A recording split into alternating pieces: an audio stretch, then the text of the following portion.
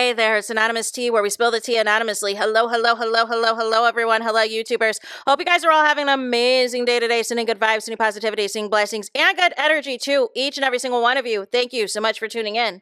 So today we're talking Real Housewives of Atlanta. Anything I say is alleged in my very, very personal opinion. This is for entertainment purposes only. None of this is personal. The Copyright Act of 1976 is in the description box. Some meat and potatoes, some housekeeping items. It is free to follow me. Free to follow me on this channel, Anonymous Tea. Free to follow me on my other channel, Anonymous Tea Podcast. Free to follow me on the Tickety Talk at Anonymous Tea Podcast. Free to follow me on the Instagram. On the Instagram is at Anonymous Reality Tea. Free to share everywhere. Free to like the videos. It gets out to the algorithm. Free to share with your family, your friends, and your foes. And please, coming or going, hit the like button. So we have an update, you guys. There has been a lot of chatter, a lot of trending topics as it pertains to Real Housewives of Atlanta last night. And really, for the most part, Bravo's getting dragged, Brit's getting dragged, and Portia's getting dragged for the Shamia stuff. But Kenya had some things to say that I want to speak on. And she had a couple of tweets, and it says the following. It says, "It's so painful to see my storyline being told by somebody else. With that said, I really appreciate Kelly being so kind and supportive to me." So Kelly has been, and this is interesting considering Kelly came in, her and Brit at the beginning of the show seemed like they were BFFs. And then it says, also, I may be a lot of things, but I'm not bulletproof. Praying the world will see what provoked me to take the actions that I took. Being the longest standing Real Housewives of Atlanta member threatened with whips and pistols by a newcomer 3 weeks into filming. Seeing this obsession play out is scary. I wanted protection and assurances that these threats would be taken seriously. I may be strong, but I am not bulletproof. To be honest with you, and also Candace Dillard from Real Housewives of Potomac showed support as well. She said they always want to try to humble you when you're smarter than them, and they're show ponies. Kenya deserves better. That's all I'm going to say about it. So, and even Andy was trying to be a little bit shady. It was wild because he was very supportive. And this is the part that I don't like about how some of these producers move. Producer turned, talent, if you will, that have their own radio show, they have their own podcast and all this and that, is that you guys build up certain relationships with certain housewives and y'all play favorites. You never have the discernment to be unbiased. And that's my issue. If you have a closer relationship with some of the other housewives in Atlanta, fine. But your obvious disdain for Kenya was blatant last night, Andy. And I'm not even Team Twirl. I am not Team Twirl at all. But nonetheless, all of Kenya that we have seen this season did not warrant how Brit was acting. Now, what do I think happened? What do I honestly think happened? I think when Bravo was doing their massive reboot, reconstruction of this cast, Kenya was the next highest paid after Kandi. Because we know that Drew's not making more than Kenya. This is Shamia's first season as a Peach. She's not making more than Kenya. We know Cynthia was brought back as a friend of, so she's not making more than Kenya.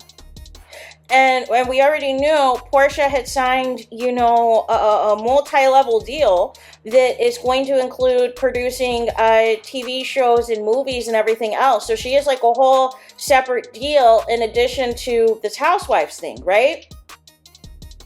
So nonetheless, it tells me this is a money thing. For those of you that are Love and Marriage Huntsville watchers, right? This is kind of what it's giving with how they had Destiny do these GROOIMNG allegations against Mel. She's not making what Mel is making on the show. But basically, when you're not making as much as the main talent, you can basically come in and do any type of production dirty work to try to knock off these top stars, the highest made money of reality stars on a show. Try to knock them off their square. Try to knock them off their top, right? Because we've seen them do it to Nene, right? We've seen them do it to Nene. Candy, I just think they just didn't want to pay her whatever she was asking, because I think allegedly she was making over $2 million a season. They just didn't have the money to pay Candy whatever she was looking for, right? And allegedly they didn't have the money to pay Sheree for Sheree to come back. So nonetheless, Kenya's your next highest paid. Now, Bravo's not going to outright say, hey, we want to get rid of Kenya. But what I think happened, they were evaluating the footage of Kenya and what they had thus far this season. And I think somebody got in Brit's ear. I think somebody from production got in Brit's ear like, hey, we need you to amp up this Kenya thing. If you amp up this Kenya thing, you can stay on the show. If you amp up this Kenya thing, we'll give you a bonus, this and that. And see how far this can go, and see if Bravo can find something to quote-unquote suspend Kenya and take her peach away and take away that salary and just pay her for the episodes that she appeared in. Because that happened to Nene too, right?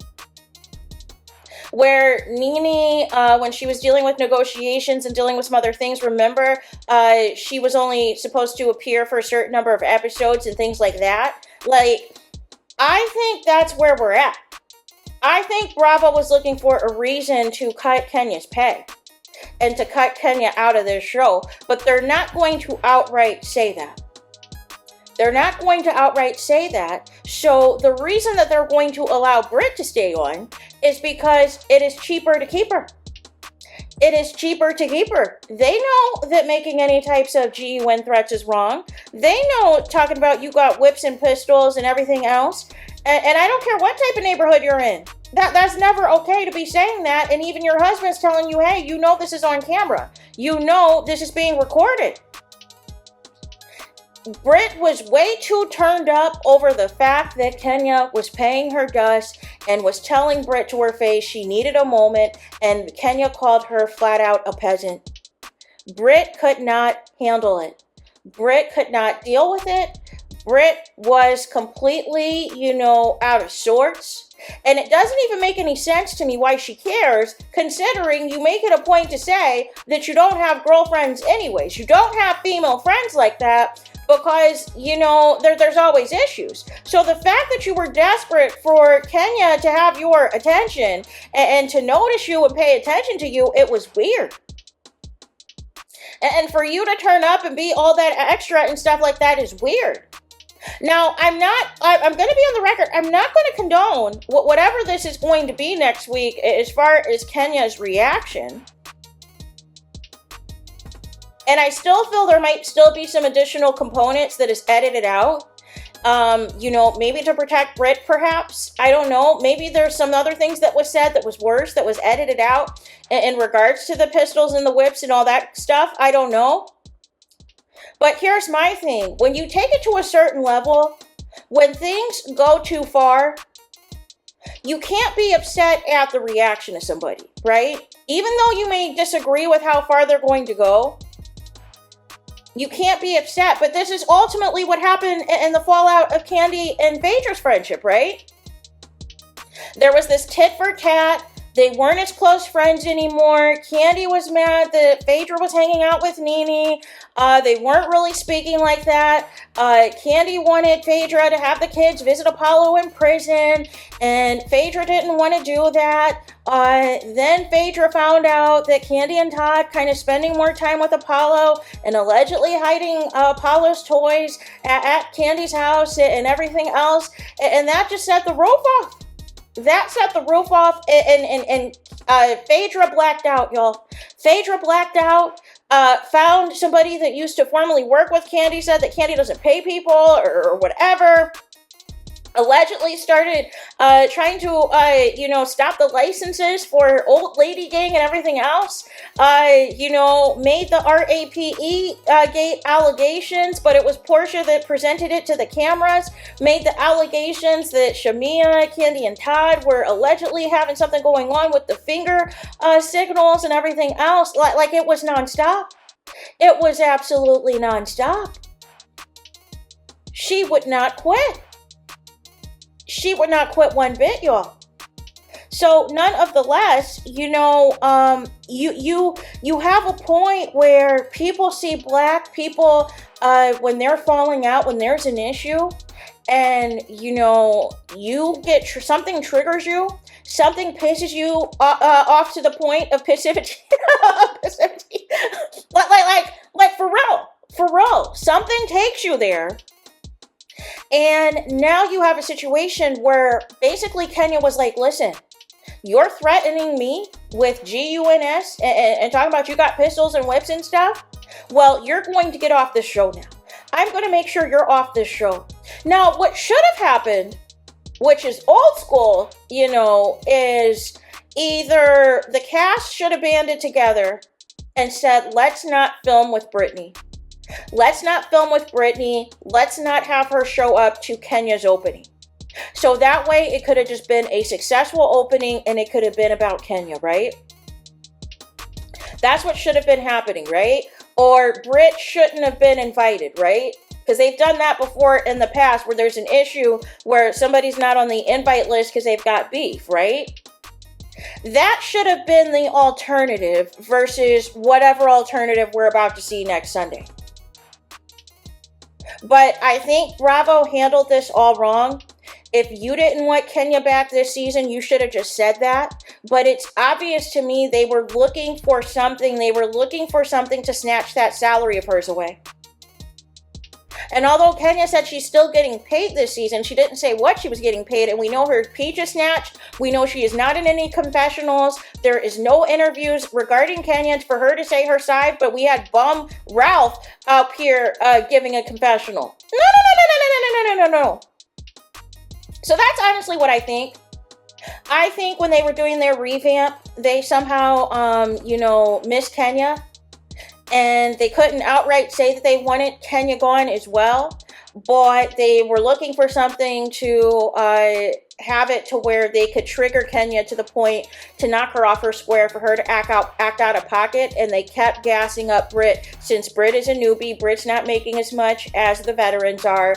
And therefore, they, hyped up Brit to do X, Y, and Z. And unfortunately, things have gone to a point of no return. And Kenya, we're going to see next week how far, this is really going to go. I don't know how much they're going to show of these images. And I wonder if Peacock will let us see whatever is going to be blurred out. I'm wondering about that as well. But nonetheless, y'all, I think this was all handled wrong. I think if you're going to remove Kenya, you should have removed Brit. But again, Brit is cheaper. Brit is cheaper. And furthermore, she allegedly, according to Shamia, says something inappropriate about her daughter, about her youngest daughter. So again, Brit hadn't learned her lesson with the threatening of the pistols and the whips and the GUNS. She took it a step further and wanted to make fun of a child that has a lot of things going on with them. That's not okay. And you allegedly want a child.